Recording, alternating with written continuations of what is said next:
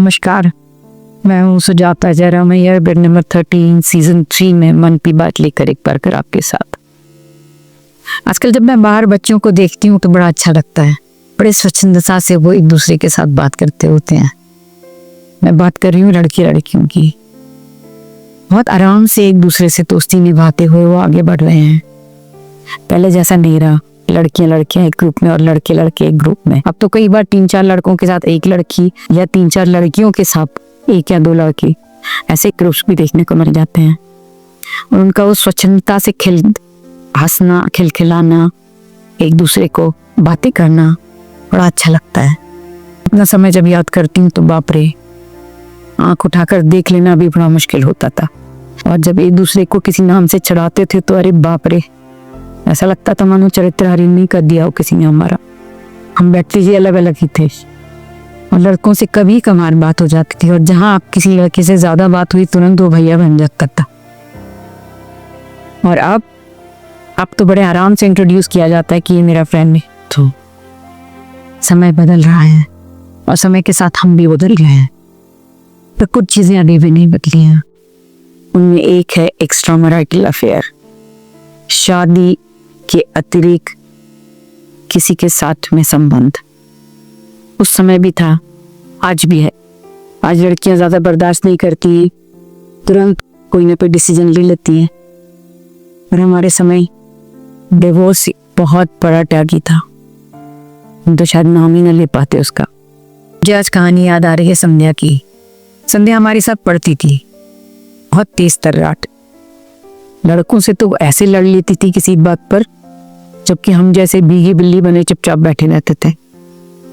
चाहे डिबेट हो, चाहे डांस हो, चाहे कुछ भी हो, इवन रनिंग, बास्केटबॉल, वॉलीबॉल, सब में संध्या तेज थी। और यही उसका तेज तर्राटपन कॉलेज तक जारी रहा। ग्रेजुएट होकर हम अलग अलग हो गए।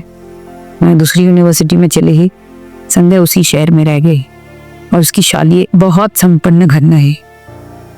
बहुत दिनों बाद संध्या जब मिली तो बहुत खुश थी। उसके 2 बच्चे थे, दिखने में वो अभी भी वैसे ही सुंदर थी, और अब तो रहन सहन का तरीका भी बहुत अच्छा हो गया था। मुझे उसे देखकर बहुत अच्छा लगा। पर अभी कुछ माह पहले पता चला कि संध्या ने आत्महत्या कर ली है। मैं चौंक गई।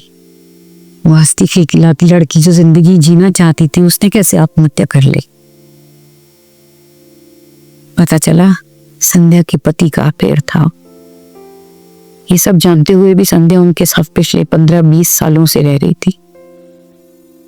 उसकी भाभी मिली तो उसकी भाभी मुझे बताया, क्योंकि हमारे साथ पढ़ती भी थी और हमारी भी सहेली थी, कि संध्या इस अफेयर के बारे में जानती थी। उसने इनको कई बार समझाने की कोशिश करी, कई बार मनाने की कोशिश करी। अक्सर साहब बीवी गुलाम का किस्सा कहती थी, भाभी देखना मैं भी इनको मना ही लूंगी। और मनाने की बहुत कोशिश भी करी, पर वो न माने। उनका अफेयर कभी इससे, फिर 8-10 महीने बाद किसी और से, फिर 1-2 साल किसी और से, किसी न किसी दूसरी महिला से चलता ही रहा। संध्या तंग आ चुकी थी। हर बार उसके ऊपर तानों की बौछार होती जब भी वो किसी पार्टी में जाती। लोगों को लगता है कैसी बुद्धू पत्नी है, अपने पति को रोक ही नहीं पा रही है। और संध्या भाभी से कहती कि मैं बच्चों की खातिर कुछ नहीं बोल रही, क्योंकि मुझे मालूम है मेरे बच्चे तंगहाली में जी नहीं पाएंगे, उनको विलासिता में जीने की आदत हो गई है। भाभी ने कहा कि तुम डिवोर्स की बात करो, हम तुम्हारा साथ देंगे। पर वो तेज तर्राट संध्या शायद मानसिक रूप से इतनी सक्षम नहीं थी, वो ये निर्णय नहीं ले पाई और ऐसे ही जिंदगी जीती रही। बाहर जाती तो उनके साथ वैसे ही सज्जन स्वभाव से सबका मन मोह लेती थी। लोगों को लगता भी था इनकी अति सुशील सुंदर पत्नी है, फिर ये बाहर क्यों जा रहे हैं। पुरुष स्वभाव कहते हैं ना, नारी के बारे में नहीं, पुरुष का भी स्वभाव कभी कभी जान नहीं पाते हैं। वो ऐसा क्यों करते थे वो ही जाने। बच्चे फिर दोनों बड़े हो गए, बाहर चले गए, शहरों में ही रहते थे। साल में दिवाली होली पर आ जाते थे। छोटी ने कई बार, उनकी बेटी ने उनको समझाने की कोशिश करी कि अम्मा अब तो तुम बाबूजी पर लगाम कस सकती हो, हम कोई भी नहीं रहते हैं। और संध्या हिम्मत न कर पाई। ऐसा क्या कारण रहा होगा मुझे नहीं मालूम, और फिर पता चला कि संध्या ने आत्महत्या कर ली। मुझे बहुत दुख हुआ। थोड़ा सा अगर हिम्मत कर लेती वो लड़की जो अपने जमाने में इतनी तेज तर्राट थी, उसने क्यों हिम्मत नहीं करी? या तो सामाजिक बंधन उसको आड़े आ रहे थे, या उसे विश्वास नहीं था कि उसके भैया भाभी उसको साथ दे देंगे, या लोग क्या कहेंगे इसका उसे डर था।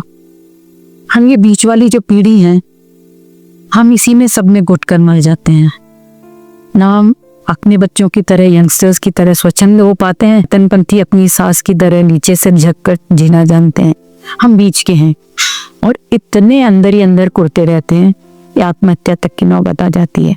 कई कुंठाओं से ग्रसित हम कई बार निर्णय ही नहीं कर पाते कि हमें करना क्या है। ना हमारे पास जीवन का कोई उद्देश्य होता है ऐसे समय, ना हम कुछ आसपास के लोगों को खुलकर कहने में समर्थ अपने आप को पाते हैं। मैं अपने आसपास कई महिलाओं को देखती हूँ जो ऐसी ही कुंठाओं से ग्रसित है, जो अपने पति की यशमन बनकर जिंदा हरी। उनके अपने निर्णय नहीं होगी। छोटा सा सम्मान भी लेना हो तो इनसे पूछकर बताऊंगी। अभी भी यही हाल है। एडजस्ट करते करते कभी लगता है शायद जिंदगी ऐसे ही खत्म हो जाएगी। क्या आपको भी लगता है? हम इस पीढ़ी जो है, हम बीच में दो पॉटन के बीच में, इससे निकलना बड़ा मुश्किल है।